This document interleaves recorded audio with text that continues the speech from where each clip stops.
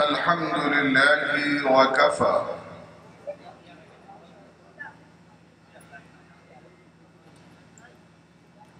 والصلاة والسلام على حبيبنا طبيبنا معلمنا المصطفى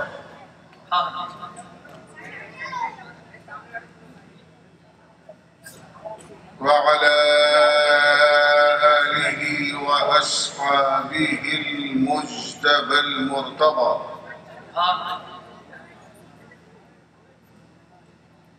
وعلى من اتبعهم إلى يوم الهدى کہ دیرینہ خواہشات اور تمناؤں کا حسین خواب ہے یہ اجلاس۔ مجود عالم ہند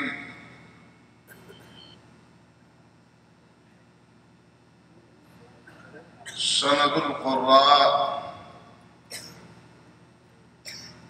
حضرت علامہ مولانا قاری و مفتی احمد ضیاء صاحب اللہ علیہ رحمۃ و رضوان کے ظاہری فرزند تو نہ تھے، مگر اللہ تبارک و تعالی نے معنوی فرزند انہیں ایسے عطا فرمائے ہیں کہ بہت سے ایسے آباء و اجداد پر وہ بھاری ہیں جن کے درجنوں بچے۔ ابھی مجھ سے پہلے آپ نے ہندوستان کے بہترین خطیب سے خطاب سماعت فرمایا،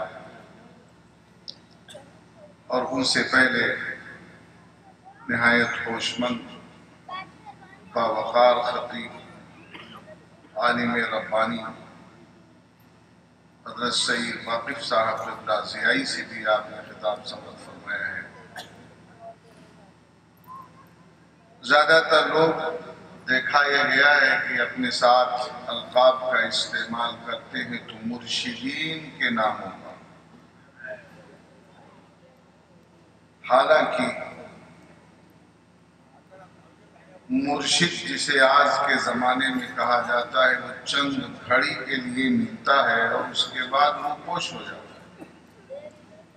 مرشد حقیقی وہی ہوتا ہے جو تعلیم و تربیت دے کر رسول کریم صلی اللہ تعالی علیہ وسلم کی کتاب و سنت کے لیے آنکھیں کھول دیتا ہے۔ ایک نادار ناخواندہ کمزور بچہ مدرسے میں داخلہ لیتا ہے جسے دین و دنیا دونوں کے احکام صحیح ڈھنگ میں معلوم نہیں ہوتے، مگر چند سال گزارنے کے بعد وہ باشعور ہو جاتا ہے، اسے دین کے علم کا بھی پتہ چل جاتا ہے اور دنیا کا علم بھی اسے معلوم ہو جاتا ہے۔ ظاہر مرشد اسی کو کہتے ہیں جو رہنمائی کرے، جو آگاہی بخشے۔ اسی لیے علماء اہل سنت کا فیصلہ ہے کہ اگر کوئی انسان عالم ہو گیا تو اس کے لیے بیعت ہونا ضروری نہیں ہے، اس کا مرشد حقیقی خود اس کا رسول صلی اللہ علیہ وسلم ہے اور اس کی کتاب ہے۔ اور یہ میرا کہنا نہیں ہے، امام اہل سنت مجدد آدم اعلیٰ حضرت امام احمد رضا خان علیہ رحمت و رضوان کا فرمان، بندہ اپنی طرف سے نہیں کہتا، اس لیے کہ ایک عالم نائب مصطفیٰ صلی اللہ علیہ وسلم مرشد سے اگر وہ بیعت ہوتا ہے تو اس کا مقصد صرف اور صرف اس سلسلے کے اسلاف اور بزرگان دین کی برکت حاصل کرنا ہوتا ہے۔ آج دارالعلوم کے سالانہ جلسے دستار بندی میں آپ شریک ہیں۔ ظاہر ہے ننھے منھے بچوں کی فراغت ہوئی، یہ حفاظ کرام فارغ ہوئے، ان کے لیے پوسٹر چھاپا گیا، ان کے لیے پوسٹر چھاپا گیا، اشتہار دیا گیا، اخباروں میں دیا گیا، آپ سب تشریف لائے۔ ہو سکتا ہے کل فراغت کے بعد پھر انہیں اخبار میں دے دیا جائے، ان کے نام چھپ جائیں، کچھ لوگ جان جائیں۔ لیکن اگر یہی بچے نیٹ کوالیفائی کرتے اور اس میں ٹاپر ہوتے، جیسا کہ یہ ننھا بچہ نظر آ رہا ہے، اس کا مغرب میں اس نے قرآن حفظ کر دیا ہے، اور کیوں نہ ہو یہ بریلی کا اس پر اعلیٰ حضرت کا اثر ہے۔ اعلیٰ حضرت نے تو ایک مہینے میں صرف مغرب عشاء کے درمیان نعرے تکبیر، نعرے رسالت، بس کے اعلیٰ حضرت جشن دستار بندی۔ ابھی ہم نے کل ہی ختم بخاری کروایا، تو امام بخاری رحمت اللہ تعالی علیہ نے قرآن 10 سال کی عمر میں حفظ کیا تھا، اور یہ قرآن کا معجزہ ہے۔ دنیا میں لاکھوں کی تعداد نہیں، کروڑوں کی تعداد میں سب سے بڑی قوم اس دنیا میں کرسچن ہے، مگر شاید دنیا میں کوئی ان کی کتاب بائبل کا حافظ ملے۔ یہ قرآن کی صداقت اور اس کا اعجاز ہے کہ اتنے بڑے بڑے بچے قرآن کو اپنے دلوں میں محفوظ کر لیتے ہیں۔ تو امام بخاری رحمت اللہ تعالی علیہ نے 10 سال کی عمر میں قرآن حفظ کیا۔ تو میں نے کہا کہ اللہ تبارک و تعالی جب کسی سے کچھ کام لینا چاہتا ہے تو اس کے لیے اس کے اسباب بھی فراہم کر دیتا ہے۔ اعلیٰ حضرت امام اہل سنت تاریخ میں چمکتے نظر آتے ہیں کہ انہوں نے بھی 10 سال کی عمر میں قرآن حفظ کیا تھا، مگر ایسے نہیں حفظ کیا تھا کہ وہ درسگاہ میں بیٹھ کر یاد کرتے رہے ہوں۔ رمضان میں مغرب اور عشاء کے درمیان قرآن کی تلاوت کی اور جا کے تراویح سنا دیا۔ تو حضرات میں آج یہ کر رہا تھا کہ آپ دیکھ رہے ہیں کہ ان بچوں کی دستاریں بندی ہوئی، آپ نے انہیں پھول پہنایا، مسرت سے جھوم گئے، اور اتنا بڑا اجلاس ہوا، اس میں آپ نے شرکت کی۔ لیکن اگر یہی بچہ نیٹ کوالیفائی کرتا، اگر یہ بچہ IAS IPS کے کمپٹیشن کو فائٹ کرتا اور میرٹ لسٹ میں ٹاپر ہوتا، تو آج پوری دنیا میں اسے دکھایا جاتا، تمام ٹیلی ویژن اسٹیشن کے نئے جنٹل مین پہنچ جاتے، جرنلسٹ آ جاتے، صرف اس سے انٹرویو نہیں کرتے بلکہ اس کے باپ کو بھی پکڑ لیتے۔ ذرا بتاؤ تم اسے کھلاتے کیا تھے، تم اسے پلاتے کیا تھے، تم اسے سلاتے کیسے تھے، تم نے بچپن میں اسے اسکول کیسے بھیجا تھا، جب یہ کالج گئے تھے تو کس کالج میں گئے تھے، اس کے زمانے میں ان کی حالت کیسی تھی، ان کی طبیعت کیسی تھی، ان کا مزاج کیسا تھا، یہ سوتے کب تھے، یہ جگتے کب تھے۔ باپ سے کھڑے ہو کر ڈیوڑی میں انٹرویو لے رہا تھا، ادھر بڑھیا ماں کو سکون نہیں ہوا، بغیر دانت کے وہ بھی کیمرے میں آ گئی۔ یہی نہیں صرف کچھ کرتے تھے، میں بڑی خدمت کیا کرتی تھی، ناشتہ ٹفن تیار کیا۔ آپ کا بیٹا فارغ ہوا تو چند لوگوں نے جانا، 100 200 500 لوگوں نے جانا، اشتہار کے ذریعے 1000 2000 10,000 نے جانا۔ آپ کا بیٹا حافظ قرآن ہوا، اسے ہار پھول پہنایا گیا تو گنتی کے لوگوں نے پہنایا۔ لیکن اگر یہی انجینئرنگ کے کمپٹیشن میں ٹاپر ہوتا، IIT ٹاپ کرتا، نیٹ کوالیفائی نہیں ٹاپ کرتا، تو صرف 1000 2000 10,000 20,000 لوگ نہیں، پوری دنیا میں اس کے نام کا وبیلہ مچایا جاتا۔ آپ کا یہ خیال ہوگا، آپ کی یہ سوچ ہوگی۔ ایک حافظ قرآن حافظ بننے کے بعد اگر درسگاہ میں بیٹھتا ہے تو اس کی تنخواہ 10,000 20,000 25,000، اگر کسی گرانٹیڈ مدرسے میں چلا گیا تو 80,000 90,000 1 لاکھ، اس سے زیادہ تو نہیں آئے۔ لیکن اگر یہ IAS ہو گیا اور یہ DM بن گیا تو اس کے بعد تو تنخواہ کی کوئی بات ہی نہیں، اوپر کا پیسہ، نیچے کا پیسہ، دائیں کا پیسہ، بائیں کا پیسہ، پیسہ ہی پیسہ ہوگا۔ آپ اس لیے مسرت اپنے اندر کم محسوس کرتے ہیں۔ آپ سوچتے ہوں گے ایک حافظ قرآن بننے سے کیا فائدہ ہے؟ نہ دنیا کی دولت ہمارے پاس آئے گی، نہ اس کے نام کا ایڈورٹائز ہوگا، نہ اس کا اعلان و اشتہار ہوگا۔ اور اگر میرا بیٹا ماڈرن ایجوکیشن میں ہوتا ہے، اگر وہ ٹاپر ہوتا ہے تو اس کے نام کی شہرت ہوتی ہے، اس کی ایڈورٹائز کی جاتی ہے، تمام میڈیا اس کے پیچھے لگے ہوتی ہے، تمام لوگ اس کے آگے پیچھے چلتے نظر آتے ہیں۔ کامیابی کے بعد جب وہ نوکری کی چیئر پر بیٹھتا ہے اور وہ وصولی شروع کرتا ہے تو تنخواہ کی کوئی بات نہیں ہوتی ہے، دولت کے جائز و ناجائز انبار لگے ہوتے ہیں۔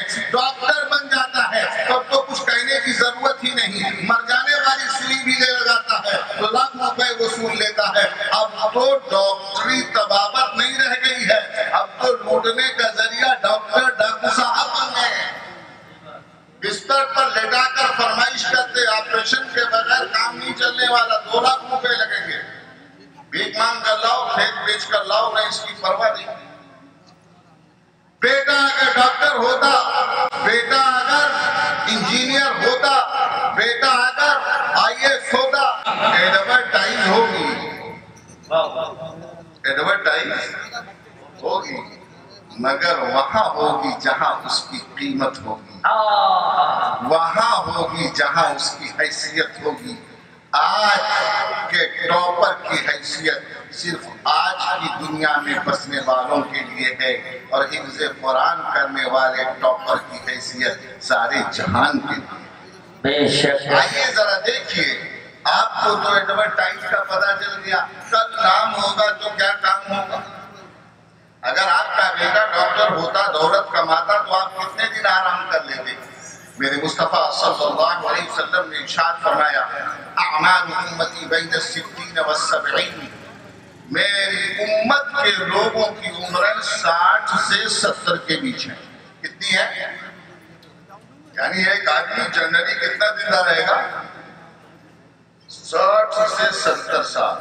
دائیں بائیں دیکھ لیجیے، 70 کے اوپر جتنے لوگ ہیں سب بونس پہ چل رہے ہیں۔ 70 سے اوپر جتنے ہیں سب بونس پہ چل رہے ہیں۔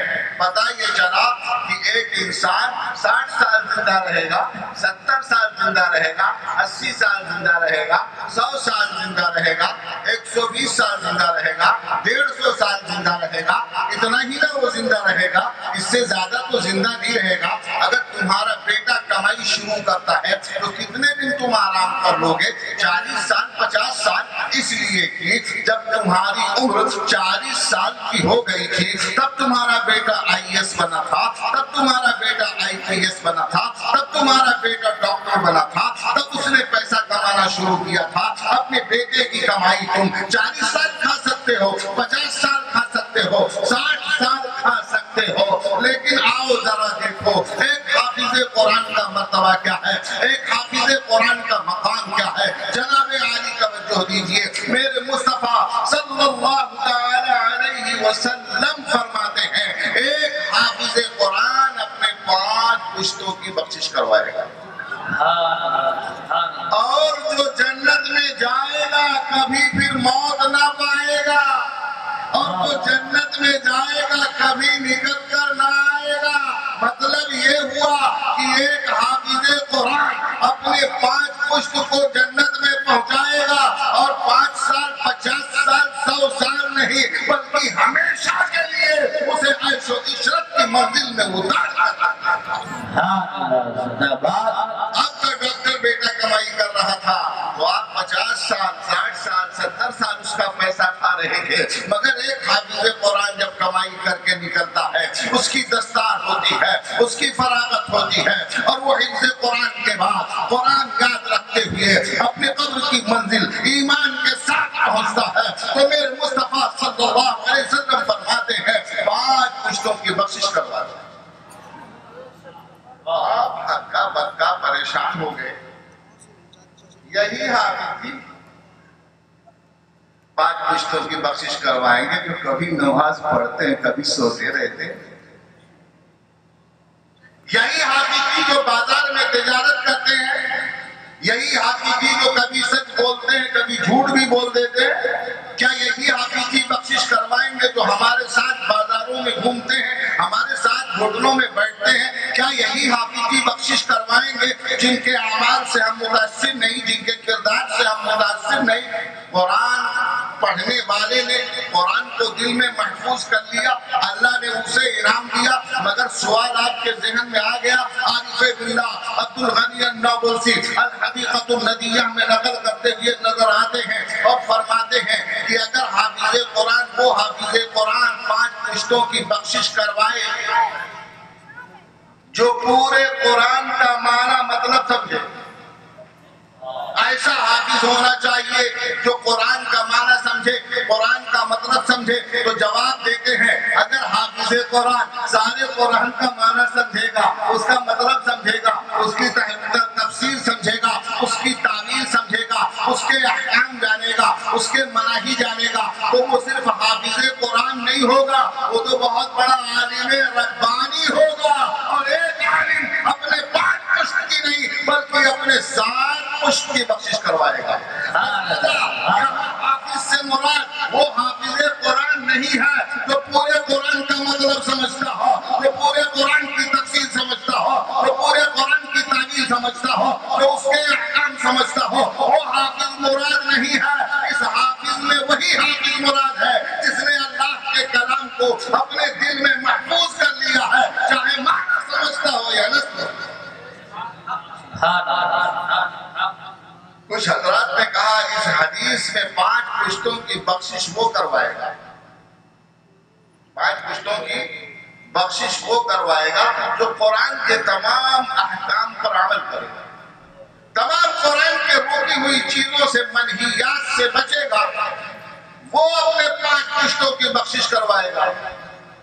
ذرا غور کیجیے حضرات، بہت سے لوگ آئے، جب تک دل چاہا بیٹھے، جب تک چاہا دل نے چاہا، جب کہ اٹھ کر چلے گئے۔ ذرا آپ بتائیے کیا اسلام کا قانون صرف انہی علماء کے لیے ہے کہ آپ کے لیے بھی ہے؟ ارے بولیے نا منہ سے۔ نماز تمام عاقل بالغ مسلمان پر جو معذور نہ ہو، تو اگر قرآن کا سیکھنا تمام عاقل بالغ مسلمان پر نماز فرض ہے تو قرآن کا سیکھنا بھی، ارے بولو نا بھائی، اور غسل کے احکام کا جاننا اور وضو کا طریقہ جاننا اور درود فاتحہ پڑھنا۔ یہ کہتے ہیں ہم درود فاتحہ نہیں پڑھتے، اللہ کہتا ہے نمازی نہیں ہوگی، فاتحہ پہلے پڑھو درود بیٹھ کے پڑھو۔ وہی ہم باہر پڑھتے ہیں تو کہتے ہیں چپ ہو گیا، وہی بیٹھ کے نماز میں پڑھتے ہیں تو کہتے ہیں آدھا ہو گئی۔ تو جناب عالی، ایک مسلمان پر اسلام لانے کے بعد جیسے ہی نماز کا وقت داخل ہوا، اس کے اوپر نماز، بولیے نماز فرض ہو گئی۔ اب سب سے پہلی عبادت، سب سے ضروری عبادت، اور نماز ادا ہوگی تو کیسے ادا ہوگی؟ جب آپ غسل کریں گے تو جس پر نماز کا سیکھنا فرض، نماز کی ادائیگی فرض ہے، اس پر غسل کا جاننا فرض ہے، اس پر وضو کا جاننا فرض ہے، اس پر